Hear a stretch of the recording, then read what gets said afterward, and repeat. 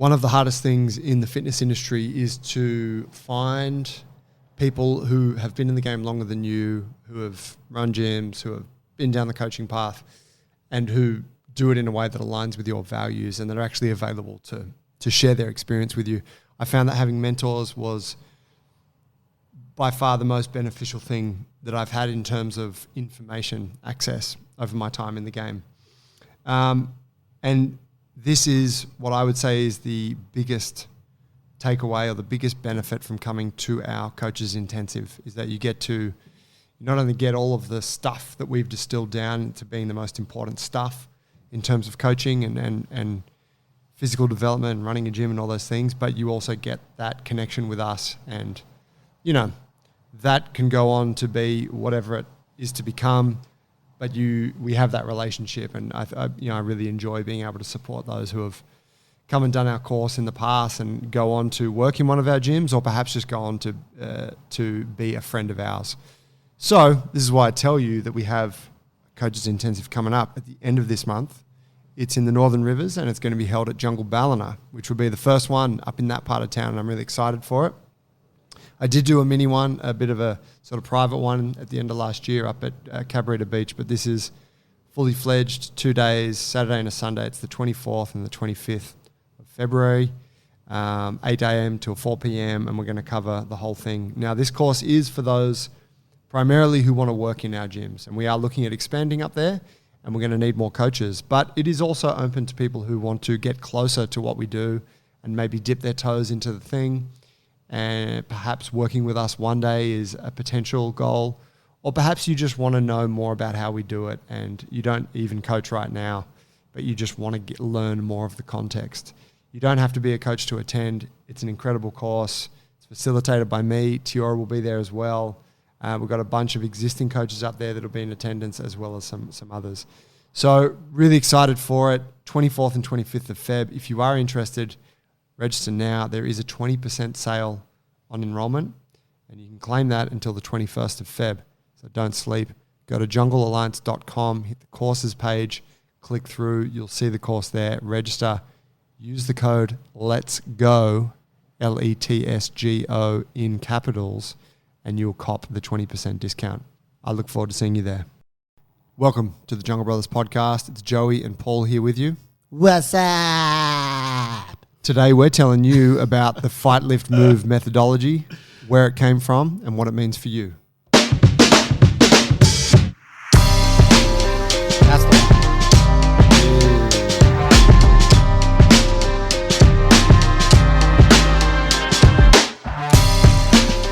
I'm going to explain myself. Do you remember the iconic TV commercial by Budweiser that made that "Was Up" popular? I watched it last week. The Was Up was from, ended up in the movie. That's right. Not Scream, but or Take One. Yeah, that's right. And Scary movie. Scary movie. Okay, yeah. But the Budweiser commercial was the one where there's a guy sitting on the couch and he's like, his mate rings him and says, "What up? What are you doing?" "Watching the game, drinking a bud." "What are you doing?" He's like, "Watching the game, drinking a bud." Remember that? No. So it just popped into my head last week, and I was like, fuck, I'm going to YouTube. I think because I always enjoyed with YouTube, like watching the best Super Bowl ads, like all the time. And that was like one of the iconic ones. Yeah. So I watched it last week, and then one of the members came in and yesterday and was like, "What's up?" And I was like, "What?" I was like, "You remember where that's from?" And he's like, "That was from Scary Movie." And I was like, "No, bro, no, watch this." And then we watched it yesterday. Holy shit. So it started with the ad. You'll love the ad because it's actually like cinematic genius. Like the shot selection, the editing, it's like the best ad, perfect ad ever made, I reckon. There are a grade of ads out there that are just the best. Yeah. Like ones like that you remember that you're like, fuck, that is perfect. It's genius because obviously it's just like a couple of guys saying "What's that?" and obviously stuck in everyone's head. The other thing that they say in it is true. They say true, true, true in the commercial, in a very short commercial. Do they say the "What's up"? Yeah, they do. There? Yeah, Okay. they do. Yeah. We'll watch it after this. Yeah. And celebrate it. Do you know what one of my favorite ads of all time is? It's the Peugeot ad, and it's a guy, he's like in India. Yeah. And they're like in a little, like in a marketplace, busy marketplace. Yep. And like I can't remember, but he's really Myron on the new Peugeot. But Okay. he doesn't have one. He's got this shit box. And so he starts he beats the shit out of his car. There's an elephant in the town square. Yes. And he turns it into like a little fake Peugeot. That's so And then it ends with him like cruising through the town, like That's past so a group good. of girls. Yeah. Yeah, that's awesome. Fuck. Other commercial story was, remember the Go-Go Mobile commercial? Yeah. My mum worked on that. Well, that was Moses' first commercial Oh, that no he way. worked on. Oh, shit. Yeah, How there you funny. go. And that sounds about right, the timeline, right? Yeah. Yeah. Yeah. She wasn't there for long, but yeah, doing the wardrobe piece. So what did Mo, was he like employed or was he like coming on for some work experience? I have no idea. Yeah, that right. was way before my time, but That was an iconic commercial. yeah, it was. Yeah, I think Mum purchased the overalls that the guy's wearing. Actually, Yeah, I for think Russ. so. Yeah. Yeah. Oh, that's too good. Let's talk Fight, Lift, Move. Yeah. So this is like the tagline of the Jungle Alliance. More so here at our gym, right? It's always been our ethos. It's actually our sign out the front. One side of the sign says Jungle Brothers, Jungle Botany. The other side says Fight, Lift, Move. Mm-hmm. It's always been that thing. We've now, since the creation of Fight, Lift, Move, we've evolved into the Alliance. We will talk about where it sits in that regard at the end. But I thought let's just give people an overview of this philosophy. Sounds good. It is a summary of our approach to training, and it speaks to the philosophy behind our whole view on human physical development. Mm-hmm. Take me through when T first floated this with us. Well, I remember because he just came back from doing his MovNat certificate way before I knew what MovNat was. Yeah. It's a long time ago. What year? I guess it was early 2000s or something like that. I get like early 2000. Around 2010. Yeah. Something like that. And I remember you guys were, doing CrossFit and cross training elsewhere, doing jiu-jitsu and Muay Thai and whatnot. Doing everything. And there we were, knowing we wanted to create something special in the face of a lot of shit that was out there, and then trying to figure out what it was. So we were in that time where for years we were trying to figure out the formula and we're sketching what is it that we're looking for? What are the qualities? What's that type of training? Now that's shit. That's the same as this or that. And then trying to basically boil it down to, its simplest form. And I remember it was when he came back, I think it was just the modeling that they have in their system, crossed with some of the modeling from CrossFit, which was like a real triangle of things coming together. CrossFit had the pyramid piece. Is that what it was? Yeah, with like their kind of, hierarchy of things. Okay. Metabolic conditioning, skill, strength development, etc. I think, I'm not sure how MovNat did it, but yeah, it was like, CrossFit had that tagline of building elite fitness or forging elite fitness. It was like, that really speaks to what they do. So we need something like that. Yeah. And because what we wanted to do was be fucking badass at everything, it was like, how do we keep reducing it down into something that we can easily explain or express or even just model for ourselves? So it was around that time, it's fucking whiteboard sessions, it's text messaging a word, you're in the thesaurus all the time. And God, it takes a lot of thought to actually come up with 3 fucking words. Yeah, it does. I walked past the gym yesterday. So I don't even know where, I can't remember where it was. It was on Parramatta Road or something. Drove past it. And it said something like, something rather active or whatever the fuck. And then it said, excite, evolve, energize or something. And I was like, it's so shit. Like there is a, you could look at ours and be like, that's the same. It's the equivalent. It's 3 words, but I'm like, our 3 words actually really have weight behind them, which, hopefully people can understand after this. Where it's not just like 3 words that start with the same letter and it rolls off the tongue and, like in that kind of way where I do actually feel nowadays people take that 3-word thing and just... Totally. It's abused. Yeah, absolutely. It's kind of whatever. Guess that's what happens. People go, it's a good model. And fuck, we weren't the first to do it. Shit. We stole it from somewhere. No, we were. I mean, first in botany. Fucking famous for it. Okay, so great. And I remember, one of the big parts of this most significant whiteboard session was how do we do all the shit that we're interested in doing in training in the one place? How do we have combat training? How do we do our weightlifting, Olympic weightlifting, strength work? And how do we do our body weight gymnastic stuff? And we're like, how do we, that's what we wanted to have all in the one space. So when T landed on fight, lift, move, it was like, fuck, that's everything. That's the whole shit. But the other side of that we haven't mentioned yet, which I remember he was super passionate about. If he listened to the podcast, he'd be spewing. Wasn't here for this episode. Was show fit? Are we going to talk about show? We're not talking about show fit. Shit. He was very passionate about that. Extremely. Maybe one day we can share that story with the people and the PowerPoint presentation with the that flames. Accompanied it. Yeah. The flames and the pew, pew, pew, pew, the show lights. God. No, but was the anthropological aspect of it, which was the human animal evolved to fight, to lift, and to move. And you can sort of extrapolate that out into different physical activities. But combat, whether being defensive or attacking, was a part of life. Shifting things, whether building or creating traps, moving camp. Yeah, right. Carrying stuff, and then shifting, and then movement. Climbing trees, climbing a rock face, running, jumping, throwing, all of these physical attributes, right? And it's like, damn, that's actually what our body's designed to do. That's the environment that our body's evolved in. So shit, doing this fight, lift, move thing actually helps us. That's how we bring people back to this primal person. And that's what it is. And I think to this day it still is written on our website and in our in our guides for our coaches and our allies.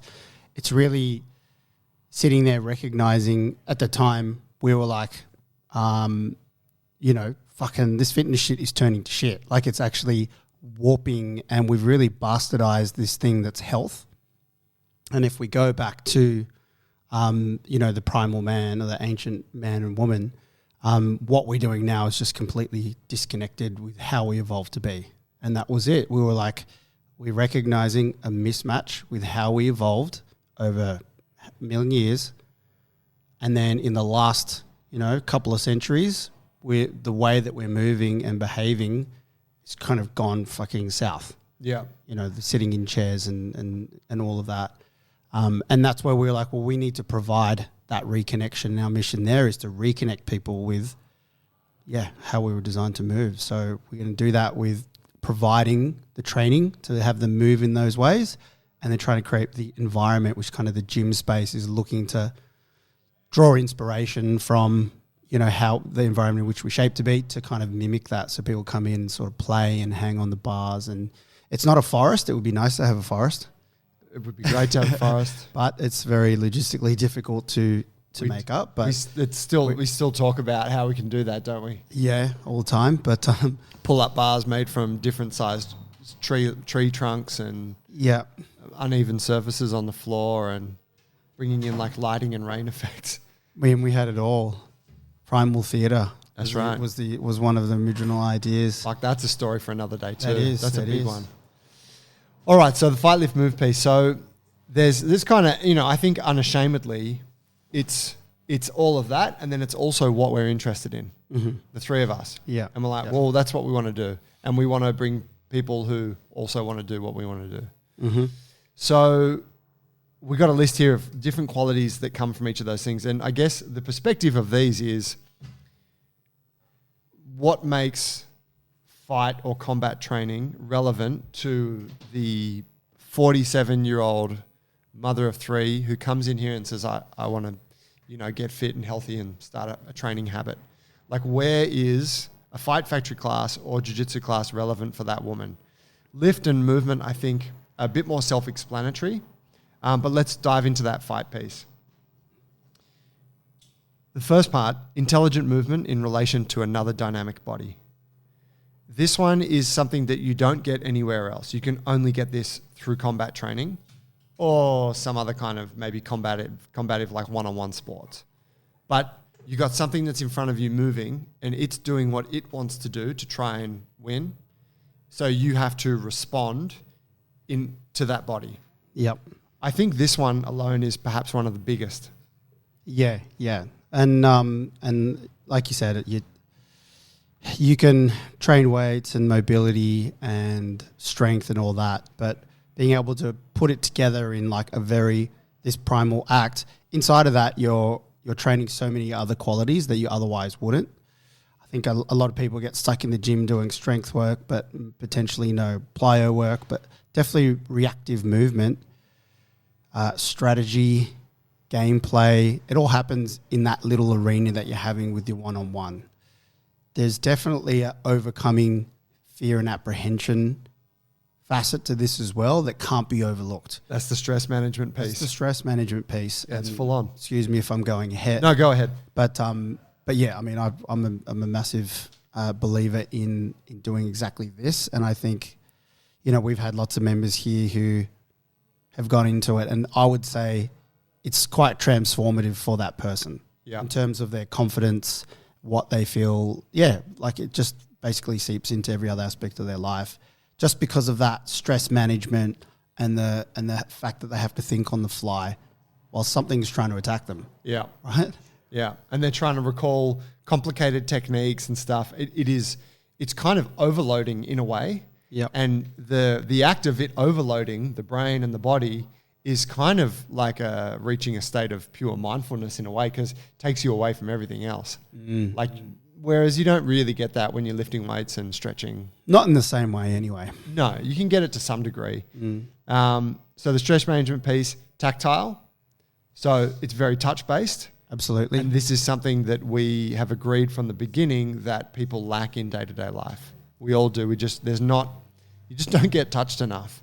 And if you think about, like, anyone that trains jiu-jitsu has probably put that piece together already, where it's like, oh yeah, we get touched I'm just getting touched for like 90 minutes when I go jiu-jitsu class and squeeze and everything. Yeah. But if you don't do jiu-jitsu and you don't play rugby, let's say, and you don't come from other countries in the world, like, I don't know, Latin America, where they're way more tactile with each other. Like, if you're from the West, or no, not from the West, but if you're from Australia, like England, where we're all a little bit like uptight and stuff. Yeah. And we like shake hands and, give shit cuddles. Yeah. It's like you go days without touching someone. It's true. Actually. And I think, like, we notice this here in the gym, like with our handshake and with like touching people when they're training to cue them and stuff. People like really, they love it. And you're like, man, it's because you're craving it. Yeah. Yeah, absolutely. I was chatting yesterday, laughing about how like kids just started co-coaching soccer team, my kids' soccer team. It's so funny. Oh yeah. I got advice from someone else about getting the kids to all shake hands before the game, before training and after training, and building that culture in. I was like, fuck, you're so right. They kind of do it and I do it with them, but I haven't made a point of doing that. So I'm making a point of doing that this week. But like, otherwise, have you seen kids like walk up to each other, probably for Helco and Hattie, and they like stand a foot away from each other and wave, go, yeah, hi, hi, and just wave in front of them? It's so awkward. It's so lame. And I'm like, that's fine if you don't really know. Shit, we taught them that. But if you're a soccer team and you guys play together and go to battle like a team, boys, you need to boom and bring it in every single time. Yeah. Before and after training. And I'm like, guys, don't be so fucking awkward with that. Like when I'm doing that too, you guys need to do all this, Yeah.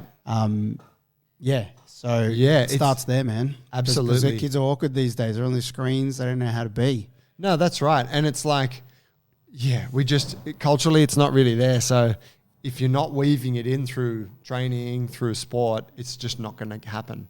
And I guess why is that important? Well, I think it's just important for our society. Your body craves it. Your mind craves it.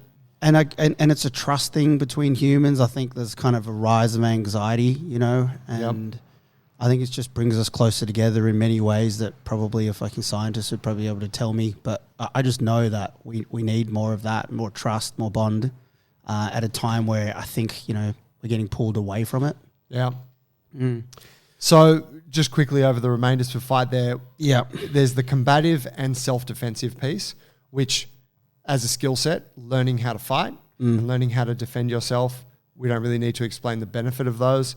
Learning how to fight doesn't turn you into like a savage, unresponsible human. Learning how to fight actually makes you a more responsible human. It gives you an understanding of the power that you possess and that others can possess. And it gives you a better respect. Definitely. And then just the fitness side of it. There is like, if you've ever done sparring or if you've ever done like jiu-jitsu, like full-on rounds, or you've done, like it goes beyond a Metcon. Absolutely. The combination of energy systems is just, like the demand is so great that from a pure fitness perspective, it is, we would argue, superior. And you could just, if I can cut it across with the stress management piece, basically when you're under stress, you're way less fucking fit. So if I was... yes. Yeah, you know what I'm saying? Yeah.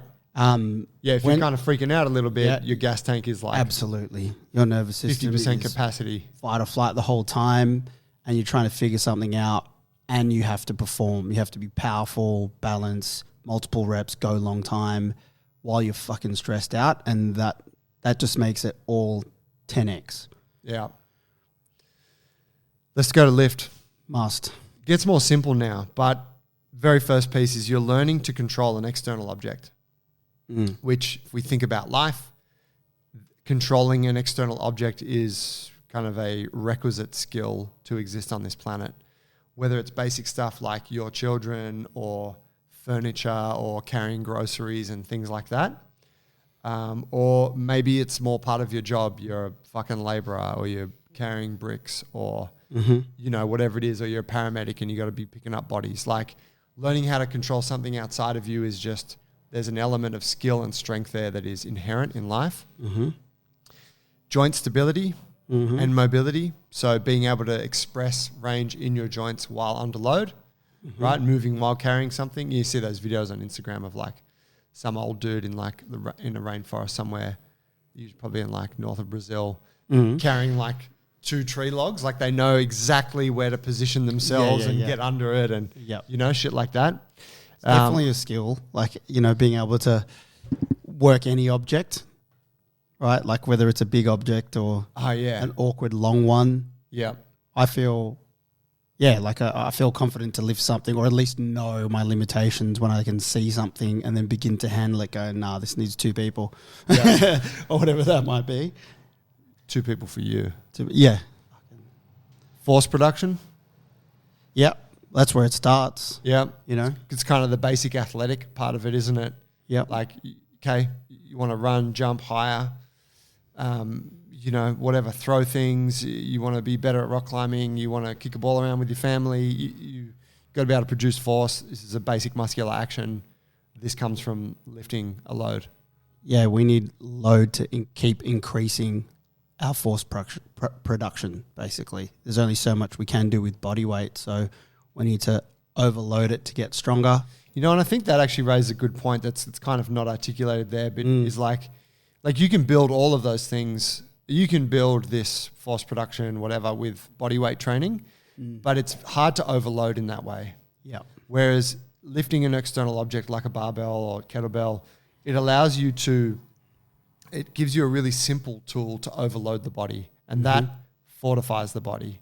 Like lifting heavy stuff through your hips and legs will build a robustness and a level of fortification around the hips that you can't do with just body weight squats and even pistol squats. Last point there is the reinforcement of fundamental movement patterns. So if we think about those basic movement patterns, squatting, hinging, pressing, lunging, kind of, it's all in there. It's all in there. And, you know, that stuff's great. We don't want to, like, the movement stuff goes outside of that. Yes. And so it's important to keep a balance of the two. Like we believe you need to have that base level strength through simple movements. And then you also need to have strength and capacity through more complex, like more coordinated movements. Yeah. The combination of the two is the where the potency is at. This brings us to move. Paulie, if you will. Controlling of your own body. You know, having a basic awareness and coordination of how to move your goddamn body for whatever function that is. And I guess move really is a umbrella term for a lot of it, because move also means lift and fight. Yeah, could be everything. Yeah, but in trying to... Move didn't sound that cool. M3, we could have called Oh, I want to fucking punch myself for saying that. Because I've seen there's a place around the corner. It's like M3. It's got a shitty van. isn't that what? Oh no, that's Jackson's gym is M4. Sorry if I offended someone. But so we're always moving. But I guess in the schema that we're talking about, it kind of talks more towards body weight control and body weight movement patterns, which is kind of vast and endless. There's so many different ways we can move. So building strength with just your own body weight, being able to move through an environment intelligently, whether it's negotiating an object, climbing up something, under something, avoiding something, running is in there, jumping, plyos. It's definitely fight, Fight is part of all of that. But going to like with the lift stuff, we can build strength with just the body weight, and that's a skill that we're concerned with inside the moves piece. Agility and coordination. Yeah, This kind of talks to the plyo thing, doesn't it, that you've mentioned? Yep. And I think it's I got to stop saying there's a something about coordination drills using your body that are just like there's levels of complexity you can add to that that go beyond what you can do with kind of weighted stuff. That's right. And we're doing precision jumps in the gym right now. And I was sitting around thinking about them yesterday. I was actually making a post for our IG on it. And the jumping piece is a coordination of the lower and upper limbs. Yeah. Which you don't have to think about. It's just like you just jump. And it's legsy, but you have to be able to use your arms to do that. Yeah. And it needs to be in a coordinated fashion because there's angles and center of mass shifts that are going on that you don't really realize that, when it looks really fucking good is when it's coordinated. I won't go into the actual levers that's happening in that. But yeah, basic coordination is everything with movement. So yeah, when jumping on, and that's like exploding, but also absorbing the force. And that's could be said to every other kind of part of body weight movement, with like climbing over an object, you've got to be able to coordinate. There you go. Paulie's saying it here. Best exercise, full body jumping. Hits every muscle group. That's right. The one exercise. No, totally true. Yeah, there's a huge coordinative element to it. And you think think about for folks who are like, yeah, but where's that relevant to me? Go and walk along the rocks with your kids at the beach and you want to negotiate around the rocks on the water's edge. Yeah. And it's if you don't have some precision, some accuracy, some understanding of how to organize your body and shift weight, you're going to be that kook that slips. You're going to be that parent that's hey, don't go on the rocks, it's dangerous. Yes, yeah. Versus that person that's darting across. You look at surfers who have jumped off the rocks for years. Yeah. And they're like a fucking panther out there. That's Yeah, it's true. Absolutely. And yeah, we'll come back to that after, I think, when we're reviewing it, but I'd like to say something about, the why. You talk about joint mobility as well in Move. Yeah. The joint mobility piece, also an extension of the lift element, but there's a body weight element to training your mobility. And if we think about flexibility training, we think about the positions that we're using, splits, back bends, pancakes, side bending, all this kind of stuff. There's a whole world there of mobility that is just included in this body weight side of things. And in our view, it's extremely important to have that as part of your training. Because the last thing we have here is physical liberation, and speaking on mobility, maybe it is right time to bring the point I was going to make was because we've made all these examples of lift this, or helping a friend doing that, or climbing on the rocks, and someone at home's I don't do any of that fucking shit.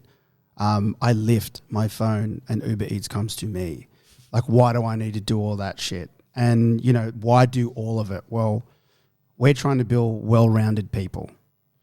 And we know, and that includes a happy person, a healthy person who has some longevity in their life, a useful fucking person on this earth. And we know, if you've been on Instagram at all, social media, part of being happy is healthy and helping others. And man, if you're not healthy, fucking everything goes down the shitter, basically. And what we're trying to say is that what is health? Well, health is being well-rounded. It's not just being super performative in one type of sport. Do you kind of get where I'm going at? Oh, yeah, absolutely. Yeah, that's right. It's everything. Yeah. I mean, there's even, one of the, you can go into a gym and look at the mirror and pump weights, do a bodybuilding style of training, which is conventional gym as a lot of people know it. And that's good for your health to an extent. But there's some weird shit going on there. You're not really moving a lot. You're looking at yourself the whole time. You're pretending there's no one else around and you're avoiding connecting with them. The training you're doing is kind of separated in many ways from what your body's actually designed to do, right? Not all bad. Training all of this stuff is like a way of like tapping into this holistic thing that makes you a healthy, strong, happy individual. Like there's a reward system for working on really weird movement drills that don't seem to make any sense. Like, where's the practical application? Yep. Well, sometimes it's really hard for you right now. I can see that you're struggling with this, and that's the benefit. Yeah. You're going to feel better for just sucking at this for 10 minutes. Totally. I think there's so many different like inputs there, this in this physical liberation piece, beyond just the actual like the practical application, i.e. jumping on the rocks, carrying the groceries. And physical liberation, the word just screams at me freedom, and it's freedom of movement. And you talk about the rocks, and I've seen it, so much this summer. And, having kids run ahead and do something and you not follow them, like you just, in my mind, you want to be able to basically do what you want to do at any one moment without any limitation. And some people were like, well, I don't like doing that, so I don't want to do it. Well, I think something that's built in there is the fact that you can't do it, and that's why you don't like doing it. So for me, if I want to be the most useful or the best father or be the happiest person, I want to be able to express myself. And to truly be able to express myself, if I was really true, then, well, I want options. I want the mobility options and I want the coordination. I can go and play fucking a game of tennis. Not that I've played tennis in 10 years or something like that, but I'd still fucking whoop your ass. You don't want handbrakes. No, I don't want handbrakes. Yeah. And especially, and we're dads now, it's like when you think of that type of stuff, and eventually, a lot of people will become parents. It's like, I just want to do something, or I just want to, my friends are going rock climbing and I want to do that, or going on a 2-day hike or a 5-day hike, and it's like, could I actually do that? That'd be really cool. Yeah. And I mean, I think we're very good at rationalizing our thoughts and biases, right? And so you look at someone who just doesn't do anything physical, and they've usually carved out a very nice life for themselves that is devoid of anything physical. Oh, I enjoy reading and I do crosswords and we walk and go to the movies and I'm into the arts and, you're like, that's great, but your knees are fucked, your back's a mess. And it's like, wait, are you actually not into anything physical, or is it just the fact that you're so divorced from it now that it's not even like your mind has just chosen to bias towards the things that are left for you to do? You can do both, people. You can do both. And we do. Well, fucking oath, man. I read a book last year. Fucking hell. Shit. Some movies and critique. Fucked with the crossword when I was hanging out with mum and dad. No, that's right. Yeah, it's not to criticize those things, right? Yes. But there is a like physicality is important. What did Nito say? We have a vessel. We're in a vessel. You can't fucking ignore it. Yeah. You cannot ignore it because it's just gonna let you know one day. So, in conclusion, there's a lot in there, but I think you guys get the gist of it. One final point that I wanted to kind of just make was that this is the philosophy, this is the training philosophy that we share with our allies. We've got strength and movement class, we've got body weight class, we've got lift class as the cause, and then in some of our gyms we have the fight aspect as well. That's right. And we wanted for every gym to have the fight thing. We're like, this is the thing. It has to be fight, lift, move.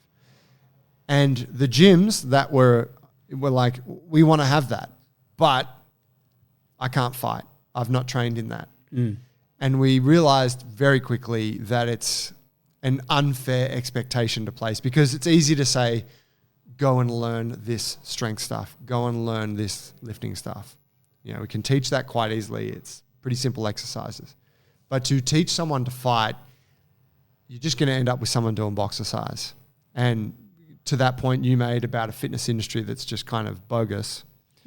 Last thing we wanted is that we have some jungle gym that opens up and there's a coach who's got no fucking idea about fighting and they're doing horrible kind of box fit class. And we're like, that's not what it is. Telling people intelligent movement that's in relation to a dynamic body. While you do the double uppercut. Yeah.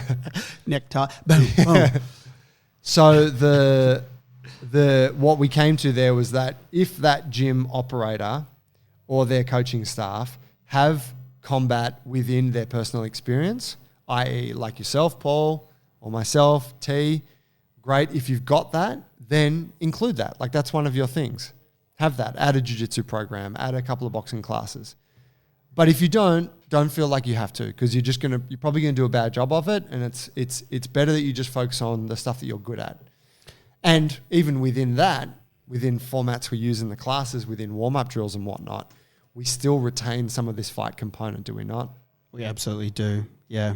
And it's usually in the form of, games, one-on-one games or multiple games, group games. And that's our way of teasing in some of those experiences for people and just sprinkling it on the sides and reminding them, hey, this is that.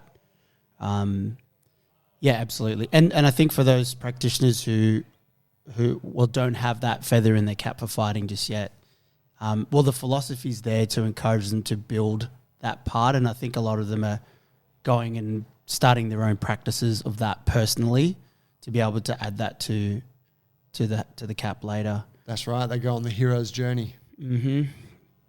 There it is, guys. Hope you enjoyed today's episode. I did want to let you know before we wrap up, we have a coach's certification at the end of this month, weekend of 24, 25 February. Soon. Yeah, real soon, a couple of weeks at Jungle Ballina, which is going to be great. So if you're in that area, the Northern Rivers, or you know someone that is, let them know. You can get the information at junglealliance.com. Just click on the courses tab and click through. You'll see the event there. There is currently a 20% discount, but that expires on the 21st of Feb. That's all there. You just got to use the code LETSGO, LETSGO, when you sign up. Nice. But yeah, it's going to be really great. I'm excited to go up there. We've got a bunch of budding coaches working at Jungle Ballina, Jungle Cabarita Beach, and we are looking to expand at the moment another gym in that realm, maybe two. We're looking at Byron, Ocean Shores, somewhere around there. Mm-hmm. And so this is in anticipation of needing more coaches up that way. So if you're interested, go book it or get in touch. Hope to see you there. Nice, bro. Thanks, Paulie. See you guys.